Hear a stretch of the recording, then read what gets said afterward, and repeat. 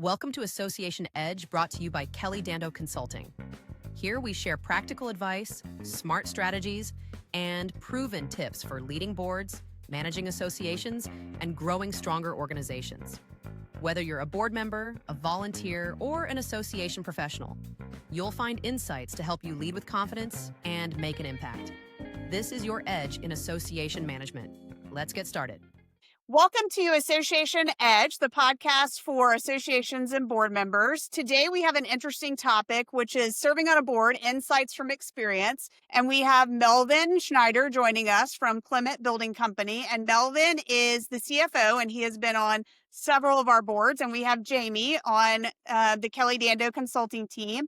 And we have Pickles joining us today. So everybody meet. Pickles is not going to be participating in the interviewing, but he would like to tell everyone hello. So thank you, everyone, for joining us. Melvin? Sure. As Kelly said, I'm the CFO of Clement Building Company here in New Orleans, Louisiana. Prior to joining Clement, I worked at an accounting firm in external audit for 3 busy seasons. I can't say 3 full years, 3 busy seasons. And then I also worked in oil service as well before that for a firm that was backed by private equity. In terms of associations I'm involved with, I've served in every officer role for the New Orleans chapter of the Construction Financial Management Association.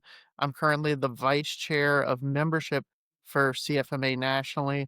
I'm also on the national board for the trustees for CCIFP certification designation, a certified construction financial information professional. And then also other board spots that pay slightly less than CFMA include being the treasurer for 2 HOAs, as well as serving in various roles for some various religious and preservation affiliated nonprofits. So I've been very involved with various boards. And, in terms of fun things that actually matter, I think I had a streak of 99 straight LSU football games where I attended. Wow. Home, away, neutral site, bowl, you name it. So, that's kind of on the fun side of things and outside of the association and my day job. Wait, are we going to get to 100 or did you stop at 99? No, unfortunately, I stopped at 99. Oh, man. It's one of those so deals close. where, okay, so what happened was one of my friends, he's from Vidalia, Louisiana, and he has, super, thick Southern drawl. And he gives me a call up, I want to say it was in the spring. He said, man, Melvin, he's like, I just wanted to let you know. He said something. He's like, oh, I'm getting married. And I was like, oh, well, that's great. Congrats. And he said, yeah, I just know you're not going to be at the wedding. I was like, well, no, I wouldn't miss your wedding. We had accounting classes together for years. We came up through the ranks together in accounting. I was like, there's no way in the world I'm going to miss him. He's like, oh, no, man, I know you're definitely not going to be there.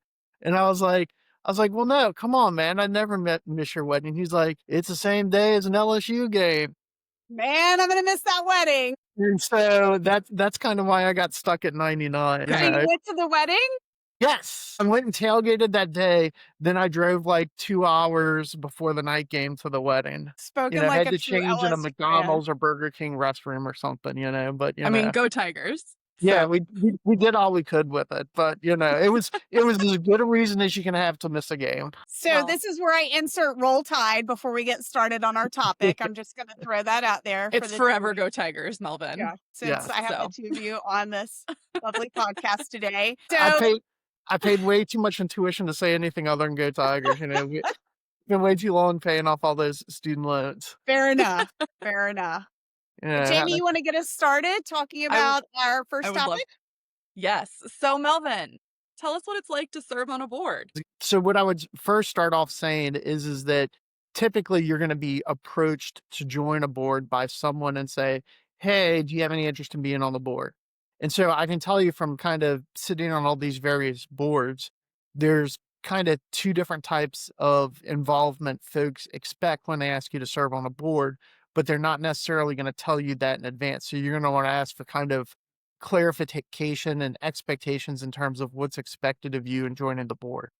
There's typically folks who are there to kind of be a face and a name. So sometimes it may be that the company you work for has always had representation on that board, or hey, they want your company to be represented on the board because of its profile in the community, in the area, kind of its profile. Or, it may be a case where it's like your family's always had someone involved on this board and your mom, your dad, your cousins, someone stepping back and they still want that family name on the board. And so a lot of times in those instances, they're not necessarily going to have, heavy expectations of like, oh, you're going to be a workhorse for the organization now.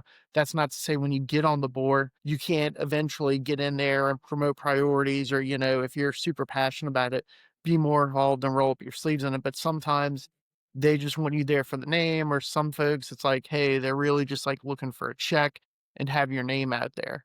And then there's the type where they expect you to come in, roll up your sleeves and actually do work for whatever the organization is you're involved. I think that's a really good point about the working board versus a governance board, right? Is the role that you'll play. But thanks. That's really helpful information. And I'd say too, like, so when they approach you, ask for expectations and say like, hey, what kind of all of involved in it is it? What sort of time commitment are we looking at? What sort of responsibilities do you anticipate I'll be taking on off the bat? And then once you join the board, you can kind of look at it from then on and say like, okay, well, if they're just wanting you to just be there and sit on the board, well, once you get involved, you can say like, oh, well, I can pick up and run with this, or oh, I can pick up and run with that. Yeah. Oh, I can help out with this. And you can kind of pick it up from there. But knowing that distinction from the start is going to kind of tell you, hey, like when I joined CFMA New Orleans, as soon as I joined, like 2 months later, I was the secretary. Other boards, they kind of Surprise. just, yes. Other boards, they just want you to be there, because they want a name or they want your company represented or something. So that's actually the perfect segue to our next topic, which is what are helpful items do you find when serving on a board? So obviously knowing what the expectations are going in, what else do you find helpful? So I would say, as I said, clear expectations. And when you're asking for expectations, you have to understand that that's a two-way street. Like you need to be thinking through, hey, what as a board member can I give? How much time can I sacrifice? All those sorts of things. And they need to be telling you like, hey, this is what we expect. This is what we want. Sometimes the board isn't going to tell you, whoever is going back and forth with you on it, they're not going to say like, oh, well, you can be an officer in 2 years or 4 years. Others, they'll tell you like, oh yeah, well, if you want to be an officer, let us know. So so have that communication going back and forth. And then I'd also say, as a board member, they're going to tell you like, oh, well, this is what the time commitment is, or this is the work that we do, or these are the tasks we expect you to do. But you have to realize also that even if, whether it's an officer position or a board position, they're going to tell you certain things, but they're going to leave out other things that they either don't see as a big deal or second nature to them that you may struggle with. And they may tell you like, oh, you're going to do this, this, and this. And you're like, that fits me perfectly. But you're not going to hear about maybe 2 or 3 other things that they either don't think through or forget to mention, or, oh, there's this event that's this time of year that takes a lot of effort to put into it. They just kind of think everyone knows that and understands that. So, you want to have an eye on that and think through like, hey, what are you seeing those board members do for the group you're working with? I love that. That's really great feedback. So Jamie and I, when we onboard a new client, the first thing we ask is if they have a board plan. So a lot of chapters, when a new board member joins, they'll give them a book. It's kind of like the holy grail of the association. What's your mission statement? What are the tasks? And I think it's really helpful to include that information in what we're giving board members. But I will say we have a lot of chapters and clients that don't do that, because it's hard for a board to compile and every board is different, right? Do you find that when a board changes, those expectations also change, or how do you see that change happening? And what advice would you give for a board member joining a new board? So I would say that pretty much everyone expects that the trains are going to run on time. And when you're coming into those roles or taking over those board seats, you may not fully appreciate or understand it. For the New Orleans chapter, for the longest time, our succession plan was the president's going to copy the vice president on all emails they send. But, they don't see, the 3 other emails where you're getting an email from the country club and you're trying to put out some fire, Or, there's other things where people email you one off and they don't want everyone else to see it. So there is always going to be other things that you don't see hanging out there. But I would say that whether you're joining a board or becoming an officer on the board, you need to put, the effort that you want to see into it and put the appropriate amount of time and effort into it for those outcomes. But you also need to give yourself grace in those scenarios where things aren't always going to go perfectly. For the New Orleans chapter of CFMA, we'll put our calendar out a year in advance. And then all of a sudden, another organization in the construction space will schedule an event that overlaps ours. And we're like, well, we've already had this venue booked. So sometimes there's nothing you can do about it. All you can do is the best you can in that moment and, kind of rally the troops behind it and do the best you can and be proactive about it. So you want to put the effort in. It reflects on your reputation, your company's, if it's a professional activity involved with your company, it reflects on your company. So you want to put the appropriate amount of effort in. But you also have to have, I think we had an instance, I had my first term as president was during COVID. And, we had webinars for a solid year. And, all the associate members are telling me, oh, well, we can't now work over a webinar. Oh, we need an in-person event. So we go to have our Christmas party. And I think we had 17 register and 13 people showed up out of 110 members of the chapter. And so it's one of those things where it's like, well, we had to try to do something, and there was people who members who saw it as valuable to their membership to get, but it was just at a point in time where the city was in and out of closure. Some folks, companies refused to allow them to travel or go out of the office. Everyone's working remote, and that's kind of an extreme example. But, again, other events overlapping, things are going to happen that you can't control. And as a board member or an officer, you have to balance taking, in the New Orleans chapter, we'd always say, oh, well, we don't do this because of this, and we don't do this because of that. And you have to balance taking the advice of those who came before you with trying new things to grow membership or put on new events that folks may enjoy or may draw a different crowd in that you wouldn't see otherwise. That's a great point, Melvin. And I think that's what makes you an awesome board member, because I feel like we have one of three people on boards. We have this is the way we've always done it. We want to do it this way. This is what works. Then we have the new person that might come on and say, oh, well, I've been a part of these other associations and this is what I think we should try. And we've had some great things come out of people like that on a board. And then we have the middle of, hey, let's use the past. Let's look at the past, but let's also look at new things. And I think for me, that's my favorite type of board member. Jamie, what are your thoughts on it? Oh, definitely. I would agree with that 100%. But Melvin, so my question for you is, if you could go back in time and do it all over again for your first time serving on the board, what would you do? Are we talking president or are we talking officer at large? I'll let you choose. Okay, I'll go with president because I think that's my first term as president and even my second term. I would say that I was not as aggressive or decisive as I should have been. What I found as president is, you have this board in front of you of 10, 12 members, whatever it is, and you want everyone to have a say. You want everyone to vote on everything. Well, this is a nonprofit board that's 100% volunteer. People are out of the office. People are going to meetings. You have COVID going on. Everyone's distracted, and even well after COVID. So, people are distracted. Anytime you try to have a board vote on anything, if you do it over email, you're going to get like max 50% response. And you sit there as president wanting to do something, but you want the board to approve it and feel like, okay, hey, everyone has buy-in. The reality is that people are checked out or they don't care. And I'm guilty of this now, is just being, a secretary, not being president.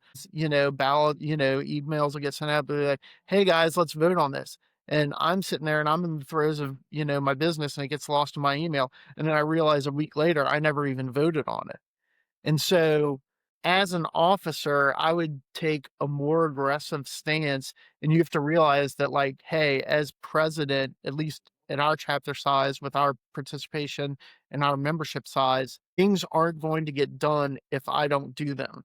Mhm. So kind of, I don't know what the phrase for that is, act now and ask for forgiveness later. But whether that's That's asking an other folks interesting to join the stance, board or running Melvin. events. It's an interesting stance because I feel like, and also you're coming off a 2-year term though, right? Do you think your opinion would be different if you only did a 1-year term? Because I feel like it almost, for our board members, takes a year for them to get their feet under them and then discover that. And then their second year, that's when everything happens, I feel like. Would you agree with that? So yes. So, well, here's what I will say. I actually had a gap year. I was president. He traveled. Then we had someone Yep. come in as president behind me, and because of COVID, we didn't really have a great succession plan, and no one had time or energy to be president. So I stepped back into being president for a second term. But I would say both terms, there were too many times where I was waiting for board input on what do we want to do for an education topic? Who else do we want to get Yeah. involved in the board? I should have just taken the baton and run with it. And, rather than trying to scramble right before we need to turn the CPE application in to find the speaker, be more decisive 2 to 3 weeks earlier, rather than just put it to the board and be like, all right, do we want to do topic A, B, or C? And then half the people don't even respond. And when you have a group of 10 and you only get 4 or 5 responses, you're like, well, is this really, representative of what the 120 members want? Yeah, and I think that decision making is a common struggle that we see at boards. And even the best boards that we have, presidents want a consensus, right? But oftentimes, like you mentioned, it's very difficult to get that consensus. So you have to decide as a president if you're just going to roll with it. And as you say, ask for forgiveness, or if you're going to wait. Because let me tell you, Jamie's laughing, but we have some chapters where I feel like we've been waiting for information on 90 days. And that is a really long time for a really simple vote. But it's because the president is not comfortable with just making the decision and moving with it. Yeah, proactivity is very important. You call it aggressive. I'll call it proactive. Yes. That may But be a better way to say it, but yes. So tomato, that tomato. leads, yeah, that leads us to our final question for you today, which, what Mhm. suggestions do you have? How does an admin help the board and make the board's job easier? And what are things that you like for your admin to do?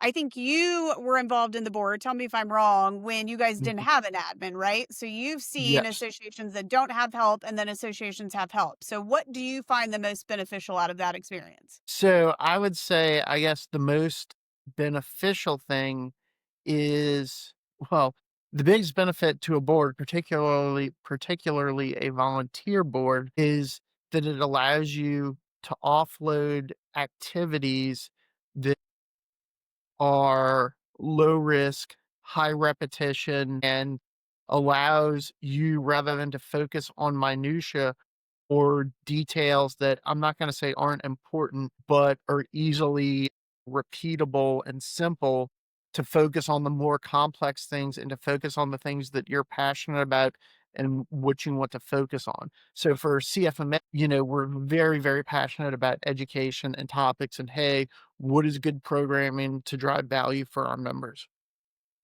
So it's way better for me, when I was president, to focus on what topics do we want to cover and who do we want to bring in the speakers, who's really dynamic, how do we drive value for our members, rather than me trying to chase people down on, do they want fish for their meal or do they want chicken for their meal? Oh, did everyone pay their fees? Oh, did everyone get signed up? Did the treasurer collect money from everyone? Oh, do we have name tags? Oh, do we have a sign-in sheet for CPE? Oh, did CPE get registered? To be able to just shoot an email out and let, a group like Kelly's team handle that stuff, so that you can focus on the areas that really drive value for membership, is very important. And then kind of some other thoughts I have there, in terms of working with a team like Kelly's, is that anytime you're dealing with a board, there's going to be turnover, particularly a nonprofit, particularly a working board. So having a team like Kelly's in place allows you to have continuity, in terms of doing the blocking and tackling of the association when you do these turnovers, and they already have folks who are in there in the trenches and know what they're doing. And, in this environment where we're at today, where you have remote work, people are changing jobs and roles more frequently. One thing I would say on both the association side and on Kelly's team side is that, you periodically check in and make sure those tasks are being done. And, sometimes stuff gets, someone goes out on, let's say, maternity leave, or, life happens and, this person, changed jobs. You want to, as the board, you want to make sure that, hey, you're getting what you want out of her team. And they're putting everything together, but they're also, great for the board in terms of maintaining visibility and, social media, creating events, keeping you on track to get CPE, all those sorts of things where, when you have those transitions of a new president or new folks coming on the board, more experienced folks going off, they're great for keeping all that in track. And they may tell, the new president or the new vice president or whoever, hey, this is what we need from you to get this. So it doesn't just kind of get lost in the shuffle of folks turning over those roles. Yeah, that's a great point. And we've been talking about continuity a lot in fact, I think it's come up in every single one of these that we've done. The one that we just did was with technology and how Ignite and document storage has really helped us with that continuity, because I think, Melvin, you were involved in the inception of Ignite for us, where we didn't have document storage that board members had access to.